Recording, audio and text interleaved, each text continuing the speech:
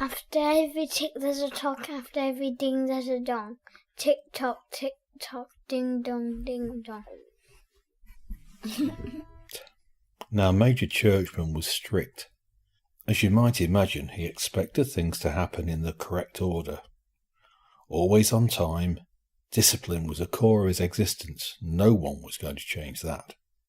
He'd lived in the same spot all his life, high in the church tower, looking down on the town that surrounded the churchyard.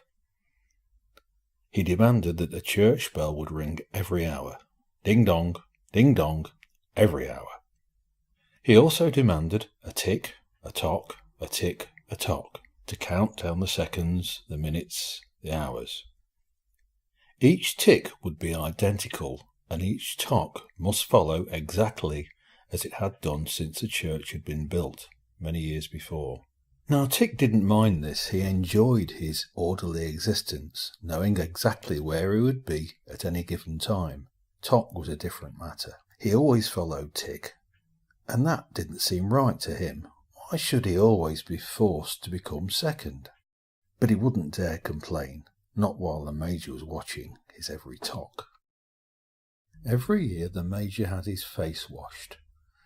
Every year at the same time, and Tock had been thinking maybe when the Major had soap in his eyes, he might get a chance to change things. Now, given the Major had been in that tower for over 100 years, and had had his face washed almost every one of those 100 years, you might think Tock would have tried something before now. But you've got to understand, a decision like this takes time. The Major didn't like having his face washed. The cleaner came every year, fair enough, but the cleaner always chose a different day. It could be morning or afternoon. Slapdash, that's what the Major called it, slapdash. This year the cleaner didn't turn up until the second week in August. Major Churchman scowled at the cleaner as he walked up the ladder, but the cleaner didn't seem to notice and splashed soapy water all over the Major's face. The Major screwed up his face in protest and counted the seconds until the cleaner washed the soap out of his eyes. Tick, tock, tick, tock, tick, tick, tick. The Major realised straight away what had happened. Where was Tock? No tocking was against regulations. On his way down the church tower, Tock passed through the belfry where Ding and Dong lived. They'd heard Tock stop tocking, and weren't surprised when he passed through the belfry. "Hi, guys," said Tock. "Hi," said Ding. "Hi," said Dong. "Where are you going?" said Ding. "Has the Major given you permission?" said Dong. "No," said Tock. "Oh," said Ding. "Oh," said Dong. "I'm going to see some of the world, and I don't care if the Major hasn't given me permission." "Would you like to come along, Dong?" "No," said Ding. "Yes," said Dong. "He wasn't talking to you." Tock and Dong ran off together down the tower, down the aisle, and through the church door. While the friends were gathering their courage to go and talk to Major Churchman, Tock and Dong were racing around the churchyard. They dodged around the gravestones, making all sorts of new noises that they hadn't been able to make before. They copied the birds' songs and the chatter people made as they went into church, and the songs the children sang as they went past the church. Eventually, they sat down exhausted with their backs against the church wall.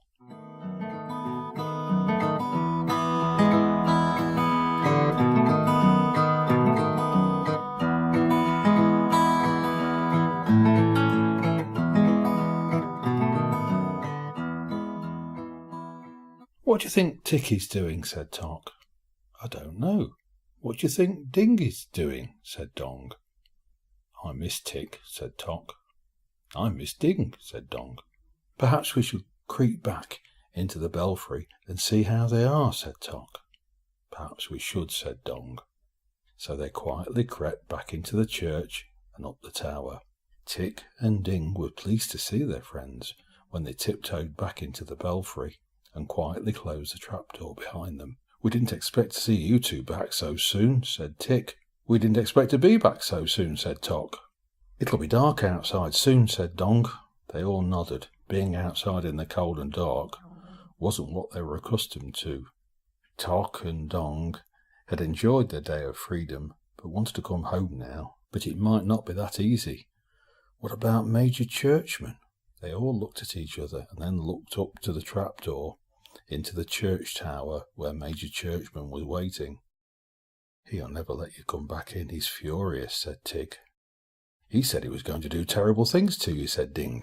Tock and Dong looked back up towards the church tower, and to their surprise, they weren't frightened of Major Churchman any more. "Follow us," said Tock, and he and Dong started up the ladder into the church tower. It had been a long day for the Major. Covering for Tock and Dong was hard work, so he wasn't in the best of moods as Tock and Tick and Dong and Ding opened the trapdoor and stepped into the clock tower. Now they were all back in his tower, they would regret deserting their posts, he thought. "You miserable shower, stand to attention and listen to me," said the Major. "We've come to have a chat," said Tock happily. "You're guilty of deserting your posts. You don't chat, you stand to attention, and I'll tell you what your punishment will be." Tick and Ding looked worried and took a step backwards. Tock and Dong looked at each other and took a step forwards. The Major opened his mouth to speak, but shut it again just as quickly as Tock began to speak. "We four have decided that we've had enough of your bullying and we're going to leave," said Tock. The Major laughed. "Where will you go?" "Major, you need us more than we need you," said Dong, as he turned and led his friends towards the trapdoor. "We'll get our things together in the belfry and be off," shouted Dong over his shoulder. The Major hadn't expected any of this, but realised he'd better do something quickly, otherwise he'd be doing all the ticking and tocking and dinging and donging himself.